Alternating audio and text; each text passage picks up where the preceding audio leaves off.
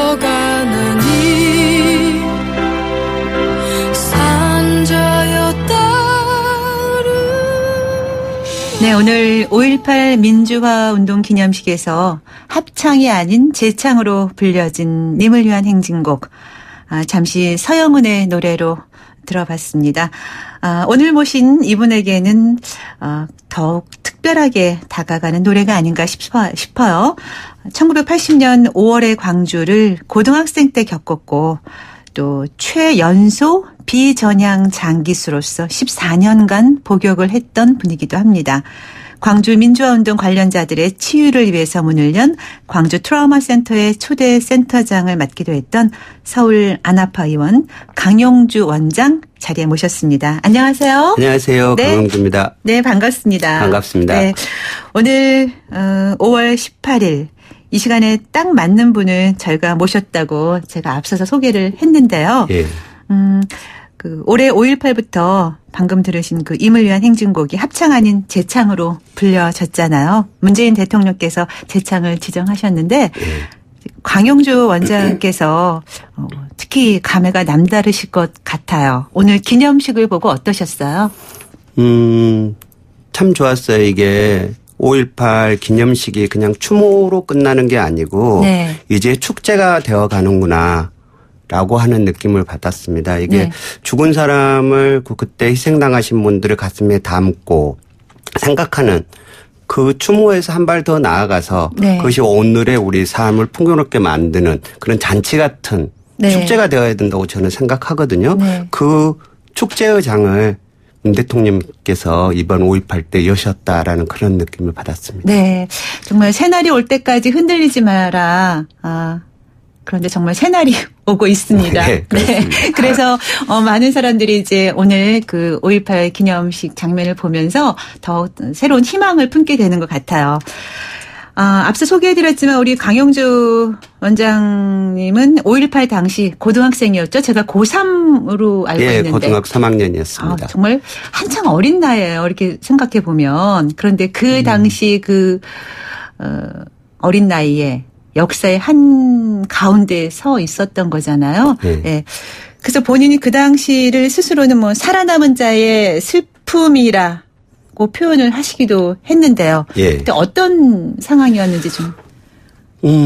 저희 집이 도청 바로 옆에 있었어요. 네. 그래가지고 5월 18일부터 5월 27일까지 광주항쟁을 아주 가까이에서 겪게 됩니다.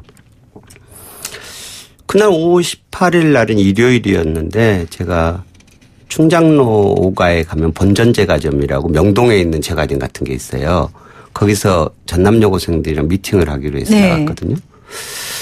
그러다가 이제 5.18을 겪게 됐었죠. 그래서 공수부대 개헌군이 저지른 학살들을 보고 시위에 참가를 했었고요. 그때는 광주 시민이라면 누구나 광주에 학교를 다니는 학생들이라면 누구나 그런 울분에 차서 네. 시위에 참가를 할 때죠. 저도 그 많은 사람 중에 한 명으로 네. 참가를 했었고요. 5.18을 겪고 나서 그런 생각이 들었어요. 이제까지 내가 알아왔던 세계는 무너져 내려버렸구나. 내 영혼이 쨍하고 금이 가버렸구나. 이제 다시는 옛날로 나로 돌아갈 수 없겠구나. 그런 절망과 슬픔의 심연 속에 있었던 거죠. 네. 그래서 그 당시에 이제 본인 스스로 고등학교를 그만두고. 예. 그야말로 그때부터 이제, 삶의 폭풍이 시작됐다. 이렇게 표현을 해도 과언이 아닐 정도로 엄청난 일들이 벌어졌다고요. 예. 네. 그러면서 85년도에는 뭐, 이제, 구미 유학생 간첩단 사건이라는 것에 연루가 돼서 그야말로 그 어린 나이에 무기징역까지 선고를 받으신 걸로 알고 있었는데 그 당시 나이가 또 제가 23살 때죠. 무기징역을 받으셨어요? 예. 죄송합니다. 구미 유학생 간첩단 사건이라는 게 어떤 건지 좀 간단하게 설명을 해 주시죠. 유학 가신 것도 유학을 아니죠? 안 갔죠. 네. 저는 광주에서만 살던 사람이어서 그래서 유학도 안 간 사람은 구미 유학생 간첩단의 중심 인물로 해서 무기 사형 이렇게 때려서 네. 그래서 조작이라고 제가 웃으면서 얘기를 하는데요. 웃으면서 말씀하셨어요. 그 즈음에는 많은 사건들이 있었죠. 85년 2월 12일 날 야당들이 제1 일당이 된 네. 다음에 전두환 정권은 위기에 많이 몰렸었고요. 그러다 보니까 여러 가지 사건들 뭐 변호인의 무대였던 불임 사건이나 네. 삼천교육대 부천 성고문 사건, 박정철 고문치 같은 사건들을 여러 가지 안기부에서 만들면 정권 안보를 위할 때죠. 그때 당시에 있었던 많은 사건들이 그 이후에 조작으로 판명이 났었고요. 저희 사건 같은 경우도 조작이라고 저희들이 주장하면서 지금 재심 절차를 받고 있습니다. 네. 아. 그런데 이제 그런 상황이면은 이제 고문도 그 당시에는 좀 많이 있었던 걸로 이제 알고 있잖아요, 우리가. 예. 네. 고문도 엄청나게 받았을 것 같고 그러는 과정에서 흔히 말하는 이제 그 전향서라 그러나요? 예. 이거 한 장 쓰고 그냥 자백하고 나가 뭐 이러는 시절이었기도 했잖아요. 예. 그러면은 좀 쉽게 나올 수 있었을 텐데 그 전향서도 안 쓰신 걸로 유명하잖아요. 네, 그렇죠. 이제 사람이라는 게 아주 연약하고 나약한 존재지만은 어떤 네. 순간에는 자기가 절대 포기할 수 없는 그런 지점 같은 게 있는 거거든요. 네. 그 인간으로서 인간이 자기를 포기할 수 없는 지점. 저는 그 지점이었다고 생각을 해요. 저한테 왜 전향을 안 했냐 그러면 저는 거짓에 굴복할 수 없었다라고 얘기를 합니다. 네. 사실이 아닌데 제가 전향할 수는 없는 거고 용서를 빌 수도 없는 거잖아요. 네. 더더군다 당시의 정권은 광주 시민을 학살한 전두환이었고 제가 전두환에게 반성한다는 얘기는 할 수 없었던 거죠. 그래서 전향을 안 하게 됐던 거죠. 네. 전향서를 안 쓴 이유가 이제 그런 이유와 더불어서 아무래도 그 고3 때 겪었던 그 충격이 좀 많이 자리를 하지 않았나 싶기도 한데요. 제가 80년 5월 27일 새벽 도청 앞에서 칼벤총을 들고 있었어요. 네. 네, 도청이 개헌군에 의해서 함락되고 도청 안에 있던 시민군들이 항복하고 나오는 모습들을 보고 제가 총을 버리고 거기서 도망쳐 나왔거든요. 네. 다른 사람이 죽어갈 때 거기서 도망쳐 나왔다고 하는 죄스러움, 사람 문제의 부끄러움, 그게 가장 컸고요. 네. 또한 제 사건이 났을 때 안기부에서 이제 폭력에 굴복을 해서 그 사람들이 시키면 시킨 대로 하는 개가 되어가지고 MBC 방송에 나와서 1시간짜리 특집극에 시키는 대로 주절거리고 그랬던 제 자신을 용서할 수 없었던 거거든요. 네. 이렇게 쓰레기통 속에 처박혀버린 내 영혼을 다시 일으켜서 한 사람의 온전한 인간으로 광주 망월동에 돌아오고 싶다는 그런 바람. 네. 그거였죠. 그러면 그 당시 이제 구미 유학생 간첩단 사건이 연루돼서 함께 소위 말해서 잡혀갔던 사람들은 예. 거의 대부분 다 전향서를 쓰고 나왔나요? 그러면 이제 우리 강 선생님 한 분만. 예. 그러고 나서 그러면은 무기징역에서 또 무기징역이면은 계속 감옥살을 해야 되는데 한 14년 정도만 복역하고 나오셨다고 들었는데 그건 예. 어떻게 된 건가요? 제가 이 93년도에 김영삼 대통령이 취임을 할 때 네. 전향을 하지 않은 상태에서 최초로 무기에서 20년으로 감형을 받았고요. 네. 그리고 98년도에 저희 사건 관계자들이 준법조약서를 쓰고 다 석방이 되셨죠. 네. 저는 제 같은 관계자들이 석방될 때 정말 좋은 마음이었어요. 축하하는 마음이었거든요. 아, 저분들이 나가니까 나도 곧 나갈 수 있겠다. 아, 네. 이제 다음번 내 차례다. 네. 이런 생각이 들었고요. 그러잖아요. 남한테 좋은 일이 생기면 그게 곧 나에게도 생길 좋은 일이잖아요. 네. 그래서 그분들이 나가고 나서 저 생각에는 아, 이제 나가는 건 시간 문제다. 근데 제 생각처럼 한 8개월 만에 제가 나오게 됐던 거죠. 99년도에. 네. 그럼 그렇게 나오면은 좀 두려움도 많고 또 누군가를 원망도 하게 될 것 같고 또 새로운 기대감도 있을 것 같은데 예. 그 당시 심정이 어떠셨어요? 그럼 그런. 저는 첫 번째 드는 생각은 홀가분하다였어요. 아, 홀가분하다. 아, 이제 내가 세상에 빚이 없다. 아. 80년 5.18 때 총을 버리고 도망치고 남산 안기부의 고문에 굴복해서 개가 되고 아, 그랬던 내가 이제 더 이상에는 세상에 빚이 없구나. 네. 나 이제 나는 내 하고 싶은 대로 해도 살아도 되겠다. 그 홀가분함이 제일 좋았고요. 네. 두 번째로는 저는 이제 제 청춘의 14년을 잃어버린 거잖아요. 네.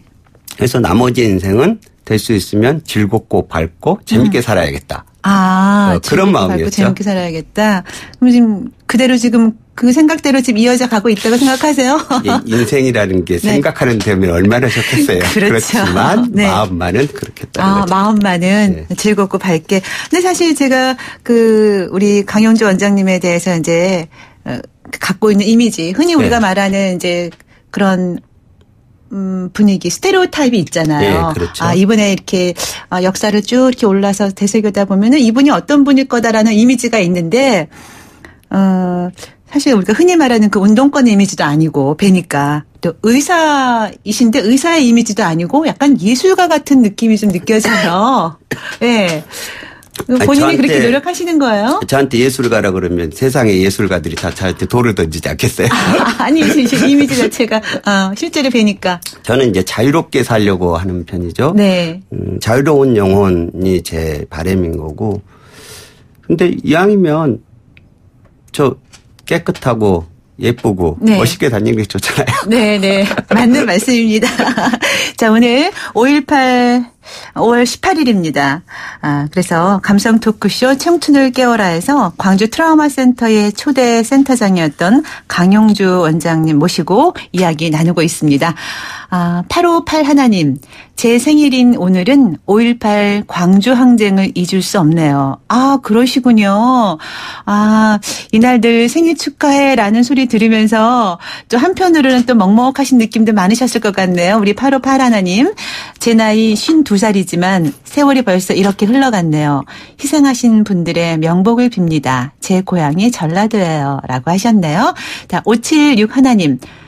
젊음을 꽃피우지 못하고 희생된 그분들을 오늘만큼이라도 고개 숙여 그때 그 함성을 생각해보는 우리가 됐으면 좋겠습니다. 네, 오늘 바로 그런 날입니다. 또 2737님께서는 강용주님 마음이 아주 예쁘시네요. 정말 많은 것을 배우셨겠어요 하셨네요. 마음이 예쁘시다고 우리 원장 선생님 말씀하시면서 네. 얼굴이 예쁜 사람으로 봤어요. 네, 역시 유쾌하십니다. 정말 진짜 제가 생각했던 스타일 틀렸네요. 네, 반성합니다. 이미지로만 사람을 이렇게 생각하면 안 된다는 거 제가 오늘 또 느꼈습니다. 네. 자, 그런데 아직 문자 하나 또 소개하고 가야 될 것 같아요. 3267님. 37년 전 저는 휴교하는 게 좋았던 깎아머리 중학생이었습니다. 그러다 대학 진학하면서 진실을 알게 됐고 분노하던 시절을 살았죠. 그런 시절 지나 이제는 정말 진실되고 국민을 우롱하지 않는 나라가 되기를 바랍니다. 네, 아마 바람대로 이제 우리는 그런 나라로 향해 가고 있는 것 같습니다. 자, 우리 원장님께서는 이제 1999년에 14년을 복역하고 이제 출소하셨잖아요. 예. 그리고 나서 다시 이제 전남 의대에 복학을 하고 예. 또 의사가 되셨어요. 예. 쉽지 않았을 것 같아요. 네. 저희랑 같이 다니는 학생들이 98학번들이거든요. 네. 이 98학번들이 형, 오빠 하면서 저를 챙겨줘서 네. 졸업할 수 있었죠. 애들이 교수님이 강의하신 저는 잘 알아먹지 못하기 때문에 아니 애들이 학년 노트 정리해서 주고 네네. 시험 볼 때 되면 족보 정리해서 형 이건 꼭 외워. 그래서 네. 그렇게 해서 무사히 졸업하게 됐습니다. 그 시절이 좋았군요. 요즘엔 족보 같은 거 요즘 없죠? 있을 거예요. 그래요? 있어도 잘 안 보여주려고 할 텐데 그 시절이 또 생각해보면 좋기도 했네요. 그런데 이다음에 고3 때 이제 그런 그 5.18 현장에 있으면서 학교를 그만두고 나서 다시 의대를 들어간다는 게 정말 더 어려웠을 것 같은데요.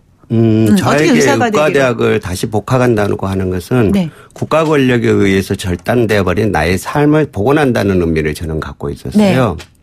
그래서 의대를 다니다가 감옥에 갔었기 때문에 제가 다시 의대를 다녀야지 제 삶이 복원되는 단초를 깰 수 있다고 생각을 했고요. 네. 또 하나는 제가 오랫동안 감옥에 있었잖아요. 그래서 세상을 네. 잘 모르니까. 그래서 세상과 이렇게 안전망을 두고 세상을 익혀가는 그런 소프트 랜딩하는 시간들이 저한테 필요해서 네. 의대를 다시 복학하게 됐는데요. 네. 결정적인 건 그랬던 것 같아요. 80년 5월 당시에 보여주었던 의사나 간호사들의 헌신적인 모습들 그게 제 가슴속에 남아있어서 다시 의사의 길을 가게 되지 않았는가 싶어요. 그러셨군요. 그래서 이제 의대를 졸업하시고 의사가 되고 다 다시 광주로 돌아가셨단 말이에요. 예. 예, 광주 트라우마 센터의 초대 센터장을 맡으셨는데 사실은 그곳으로 본인이 그렇게 살아남은 자의 슬픔이라고 기억하는 그 당시에 그곳으로 가기가 쉽지 않았을 것 같거든요. 왜냐하면 본인 스스로가 트라우마가 있기 때문에. 네, 그렇죠. 네. 그런데 좀 힘들지 않으셨어요? 그곳으로 가서. 예, 트라우마의 증상 중에 하나가 그 트라우마를 입었던 장소나 시간 같은 것을 피하려고 하는 회피 증상이 있는 거죠. 네. 저도 마찬가지가 5월이 되면은 그냥 가슴이 먹먹해지고 망월동을 생각하면은 눈물이 나고. 네. 그래서 제가 이제 광주에 안 있고 서울에 와서 개원하고 서울에 있는 거죠. 광주랑 네네. 거리두기를 하면서. 이제 그 가운데서도 저는 국가권력으로부터 고문을 당하든가 가혹행위를 당하신 분들의 고문 피해자 치유 모임들을 계속 해왔어요. 인권운동가들과. 네. 4년 정도 해왔었고 그러고 있는데 광주에서 트라우마 센터가 만들어진다고 와달라고 그래서 저는 계속 피해 다녔지 못하겠다고. 네. 그렇지만 그 잔이 피할 수 없는 잔이라는 건 저는 알죠. 그 예수가 마지막 밤에 울면서 기도하잖아요. 이 잔을 제가 마시지 않고 지나갈 수만 있으면 그렇게 해달라고. 저도 그러는데 어쨌든 이 잔을 마시지 않으면 피해갈 수 없는 거예요. 그래서 광주에 가서 광주 트라우마 센터를 하게 됐고요. 네. 트라우마 센터 가서 가장 좋았던 건 그런 것 같아요. 고통을 겪은 사람, 아픔을 겪은 사람들이 타인의 고통과 타인의 아픔들을 위로하고 지지해주는 상처 입은 치유자로 발전하는 모습들을 5.18 유족들이나 5.18 부상자나 구속자들의 모습들에서 봤다고 하는 게 네. 저는 개인적으로 제일 좋았고요. 두 네. 번째로는 광주의 아픔뿐만 아니라 세상의 아픔들과 같이 연대하고 지지하는 일들. 이제 저 같은 경우도 안산에 가서 세월호 일주기를 맞아서 세월호 기념일 반응에 관해서 강의도 하고 그리고 2016년 초에는 그 세월호에 살아남은 애들이 졸업을 할 때 네. 걔들한테 야 너희들만 아픈 게 아니라 나도 아파. 꼭 그 나이였잖아요. 저도 그렇죠. 고등학교 3학년. 네네. 네. 그래서 나도 그렇게 아프고 그렇게 했는데 이렇게 견디고 살아왔어. 니들은 살아남은 게 죄스러운 게 아니라 니들이 살아남아서 그 고통과 아픔을 증거해주고 있는 거야. 만약 니들마저 없으면 누가 얘기하겠냐. 네. 그래서 우리가 받은 고통은 아픈 거지만 그 고통을 진주조개가 그 아픔을 딛고 만들어서 빛을 내듯이 우리 삶을 그렇게 만들어 나가자. 네네. 5.18 때 아픈 고등학생 강영주가 세월호에 남은 고등학생 니들한테 하고 싶은 말이야. 그런 얘기를 했었죠. 네. 우리 이제 강영주 원장님은 그 이제 예전에 조작 사건의 희생자 또 이것을 극복하고 의대를 졸업한 의사 예. 그리고 또 인권의 가치를 위해서 일하고 있는 인권운동가 또 국가폭력의 희생자들을 치유하는 치유사 이렇게 여러 가지 역할을 맡으면서 일을 하고 계신데 그렇게 좋은 일을 많이 하고 계시는 지금 이 와중에 또 발목을 잡는 일이 있다고 들었어요. 예. 네. 어떤 일인지 간단하게 좀 얘기 좀 해주시죠. 지금 보안관찰법 위반인데요. 보안관찰법. 예, 네. 보안관찰법 위반인데. 그 잠깐 어떤 건지. 예, 보안관찰법은 네. 국가보안법이나 형법상에서 내란 등으로 3년 이상의 징역을 받은 사람들한테 부과되는 겁니다. 네. 그런데 누구를 만났고 누구랑 밥을 먹었고 누구랑 여행을 갔고 그다음에 어떻게 살고 종교는 뭐고 이런 시시콜콜한 내용뿐만 아니고 기타 관할 경찰서장이 필요하다고 하는 모든 내용을 보고하게 돼 있는 거죠. 그러니까 프라이버시나 사생활이 없어지는 거잖아요. 네. 그럼 저는 그 동의할 수 없었고 더더군다나 이 보안관찰법이라고 하는 전 세계 유례가 없어요. 네.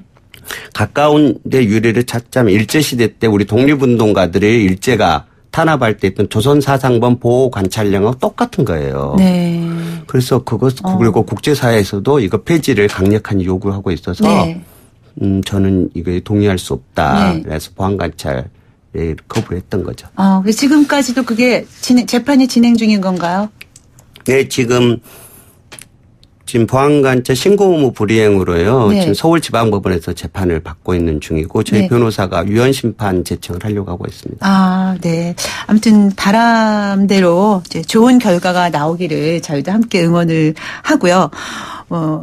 이제 끝 질문을 드려야 될 시간이 너무 네. 빨리 찾아왔는데 이런 질문이 어떨지 모르겠지만 우리 강영주 원장님은 제가 앞서도 이제 폭풍 같은 삶을 살고 지내왔다라고 표현을 했는데 우리 강 원장님의 인생에도 전성기가 있었나요? 아니면 앞으로 이런 전성기가 올 거야라고 기대를 하시나요?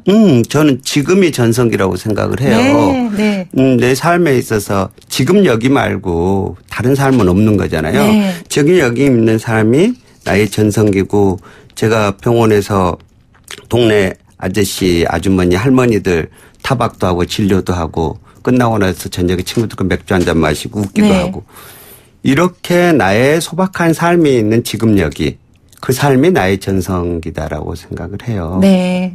오늘 여러 가지 말씀하시는 가운데 이제 마지막으로 말씀하신 그 우리 인생의 포인트는 바로 지금이다라는 이 말이 좀 가슴에 또 와닿고 아 맞다라고 저도 이제 이런 생각이 드는데요. 이렇게 5.18 오늘 기념일이 있는 이날 또 나와주셔서 좋은 시간 또 좋은 이야기 나눠주셔서 정말 감사합니다. 감사합니다. 네, 잘 들었습니다. 지금까지 광주 트라우마 센터의 강영주 전 센터장과 이야기 나눠봤습니다. 네, 9969님. 5.18 당시 저는 33세. 광주는 온통 공포의 도시였어요. 저도 아내와 같이 걸어가고 있는데 공수부대원들이 오라고 했어요. 당시 공포는 말로 표현이 안 됩니다. 네. 그래서 트라우마를 갖고 있는 분들이 많이 계시잖아요. 그래서 저희 오늘 초대 손님도 광주 트라우마 센터 센터장님 모시고 이야기 나눠봤는데요. 참이 진실이 거짓을 이기는 나라. 바로 그런 대한민국을 외치면서 오늘 당신의 전성기 오늘 끝곡 띄워드립니다. 바비킴의 소나무 들려드릴게요. 저는 내일 아침 10시 20분에 다시 오겠습니다. 지금까지 김명숙이었고요. 당신의 전성기 이 프로그램은 삶을 완성하는 품격 롯데캐슬과 함께합니다. 여러분 오늘이 가장 젊은 날입니다.